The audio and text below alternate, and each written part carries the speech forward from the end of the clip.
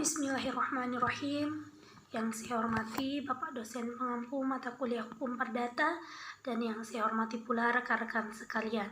Assalamualaikum warahmatullahi wabarakatuh. Dengan saya Baik Rizkiana Solehah selaku moderator pada acara diskusi kelompok 6 dengan tema Keturunan dan Adopsi. Sebelum kita memulai acara ini, marilah kita bersama-sama melafazkan Al-Basmalah. Bismillahirrahmanirrahim. Semoga apa yang kita pelajari pada acara diskusi kali ini bisa bermanfaat bagi diri sendiri, ad-dini, dan Ibu Pertiwi. Amin amin ya robbal alamin. Untuk mempersingkat waktu, saya akan memperkenalkan rekan-rekan kelompok saya sendiri, Baik Rizkiana Solehah selaku moderator sekaligus pemateri pertama, dan pemateri kedua Saudara Muhammad Habibur Rahman, dan pemateri ketiga Saudari Siti Nur Habibah. Baiklah, kali ini saya akan menjelaskan beberapa subtema antara lain anak sah dan anak di luar nikah.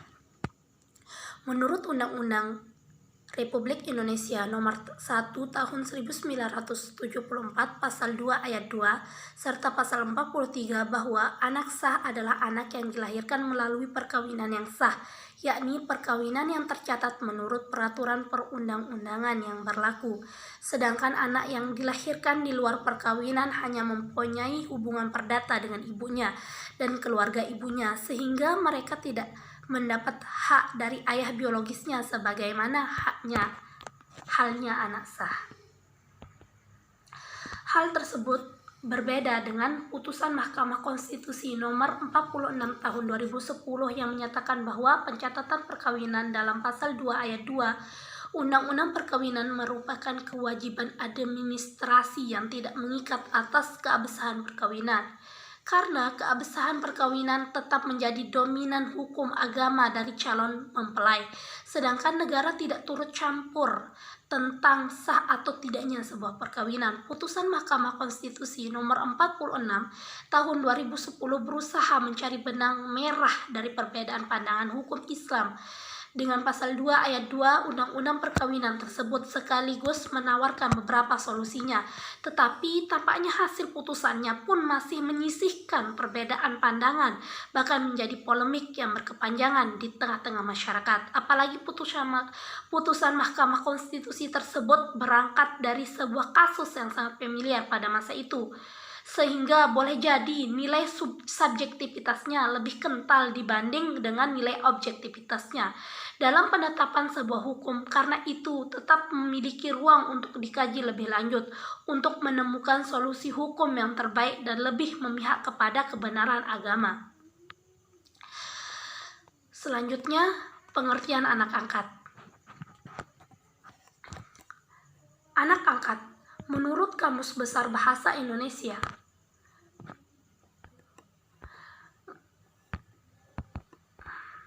dalam Kamus Umum Bahasa Indonesia mengartikan anak angkat adalah anak orang yang diambil, dipelihara, serta disahkan secara hukum sebagai anak sendiri. Sementara dalam Peraturan Pemerintah Nomor 54 Tahun 2007 tentang pelaksanaan pengangkatan anak angkat adalah anak yang haknya dialihkan dari lingkungan kekuasaan keluarga, orang tua, wali yang sah, atau orang lain yang bertanggung jawab atas perawatan, pendidikan, dan yang membesarkan anak tersebut ke dalam lingkungan keluarga orang tua angkatnya berdasarkan keputusan atau penetapan pengadilan. Menurut Hilman Handikusuma, anak angkat adalah anak orang lain yang dianggap anak sendiri oleh orang tua angkat dengan resmi menurut hukum adat setempat dikarenakan untuk kelangsungan keturunan dan atau pemeliharaan atas harta kekayaan rumah tangganya. Sedangkan menurut Muhammad Jojo Diguno dan Tirtawinata, anak angkat adalah pengambilan anak orang lain dengan maksud supaya anak itu menjadi anak orang tua angkatnya. Ditambahkan bahwa adopsi ini dilakukan dengan sedemikian rupa sehingga anak itu baik lahir maupun batin merupakan anaknya sendiri. Beberapa definisi dari beberapa sarjana yang telah disebut di atas tadi, maka dapat ditarik suatu kesimpulan bahwa anak angkat adalah Anak angkat adalah upaya mengalihkan hak serta kewajiban anak yang bukan asli dari keturunannya untuk dimasukkan ke dalam suatu keluarga, sehingga hak dan kewajiban si anak menjadi beralih kepada pihak yang mengangkatnya sebagai anak selayaknya anak kandung.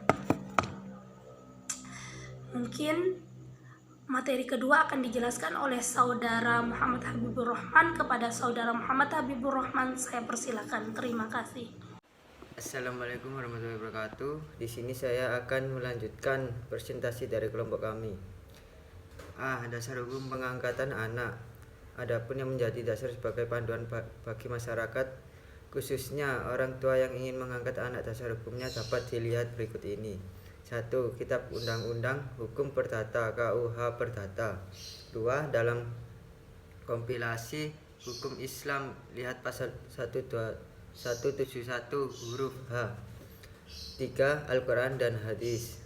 4. Undang-Undang Nomor 35 Tahun 2014 tentang perubahan atas Undang-Undang Nomor 23 Tahun 2002 tentang Perlindungan Anak. 5. Peraturan Pemerintah Nomor 54 Tahun 2007 tentang pelaksanaan pengangkatan anak. 6. Peraturan Menteri Sosial Nomor 110 atau HUK atau 2009 tentang persyaratan pengangkatan anak. 7. Hukum adat yang berlaku dalam kelompok masing-masing. B. Syarat-syarat pengangkatan anak. Bagi orang tua yang ingin mengangkat anak, hendaknya terlebih dahulu harus mengetahui syarat-syarat pengangkatan anak. Adapun syarat-syarat pengangkatan anak dalam peraturan pemerintah dan peraturan Menteri Sosial Republik Indonesia adalah sebagai berikut. 1.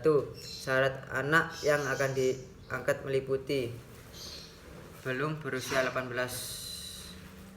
tahun, merupakan anak terlantar atau telantarkan, berada dalam asuhan keluarga atau dalam lembaga pengasuhan anak, dan memerlukan pelindungan khusus.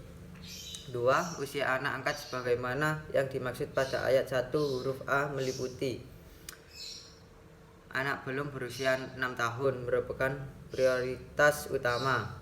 Anak berusia 6 tahun sampai dengan belum berusia 12 tahun sepanjang ada alasan mendesak, dan anak berusia 12 tahun sampai dengan belum berusia 18 tahun sepanjang anak memerlukan pelindungan khusus.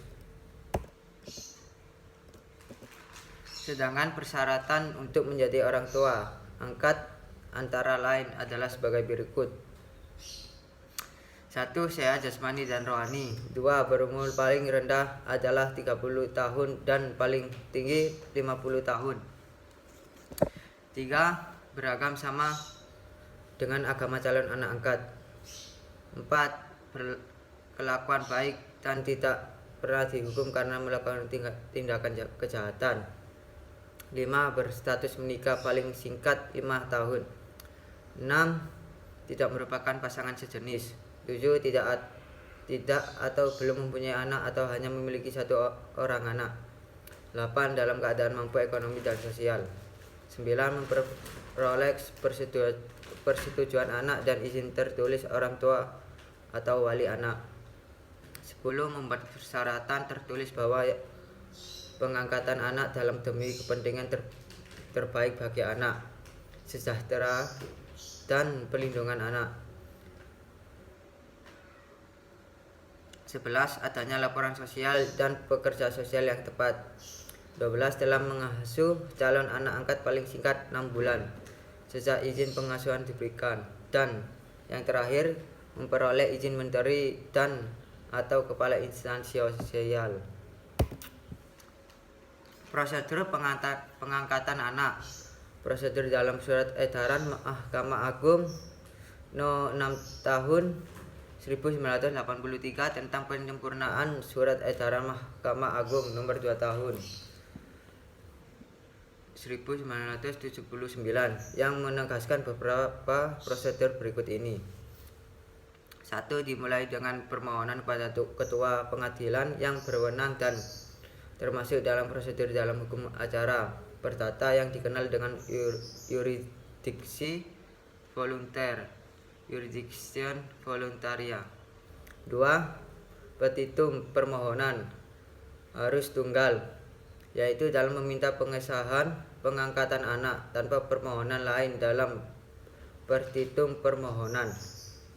3. Atas permohonan pengesahan pengangkatan antar warga negara Indonesia atau domestic adoption, pengadilan akan menerbitkan pengesahan dalam bentuk penetapan. Sedangkan atas permohonan pengesahan pengangkatan anak warga negara asing atau sebaliknya pengangkatan anak oleh warga negara Indonesia intercountry adoption, pengadilan akan menertibkan putusan pengesahan pengangkatan anak. Baik, saya Nur Habibah akan melanjutkan materi yang telah disampaikan oleh Saudara Habibur, yakni tentang prosedur pengangkatan anak. Pada poin kedua, permohonan izin pengangkatan anak diajukan pemohon kepada Kepala Dinas Sosial atau instansi sosial provinsi atau kabupaten atau kota dengan ketentuan sebagai berikut. Yang pertama, ditulis tangan sendiri oleh pemohon di atas kertas bermaterai cukup. Dan yang kedua, ditandatangani sendiri oleh pemohon atau suami istri. Dan yang terakhir, mencantumkan nama anak dan asal-usul anak yang akan diangkat. Dan selanjutnya kita beralih kepada poin ketiga, yakni dalam hal calon orang tua angkat tersebut sudah berada dalam asuhan keluarga calon orang tua angkat dan tidak berada dalam asuhan organisasi sosial, maka calon orang tua angkat harus dapat membuktikan kelengkapan surat-surat mengenai penyerahan anak dan orang tua atau wali keluarga yang sah kepada calon orang tua angkat yang disahkan oleh instansi sosial tingkat kabupaten atau kota setempat, termasuk surat keterangan kepolisian dalam hal latar belakang dan data anak yang dilakukan atau domisili anak berasal.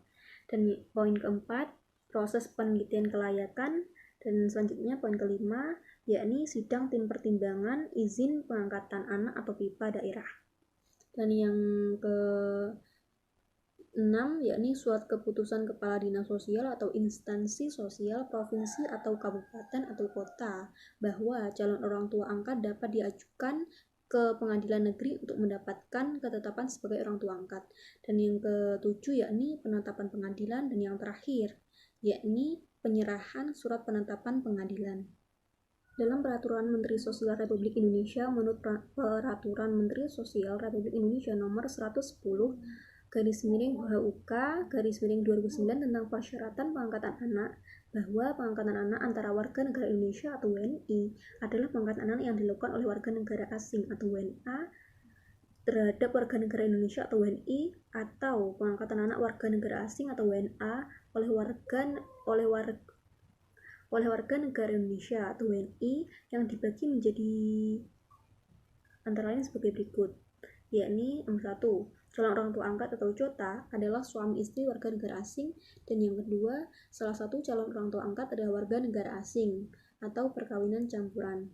Selanjutnya, untuk calon anak angkat atau CAA adalah anak yang diajukan untuk menjadi anak angkat. Dan calon orang tua angkat atau CA atau COTA adalah orang yang mengajukan permohonan untuk menjadi orang tua angkat dengan prinsip pengangkatan anak. Untuk mempersingkat waktu, terkait analisis adopsi bisa dilihat dan dipahami secara mandiri di dalam makalah kami, karena sudah sangat jelas tertera di situ. Sekian, saya kembalikan lagi kepada moderator yakni Saudari Baik Rizkiana.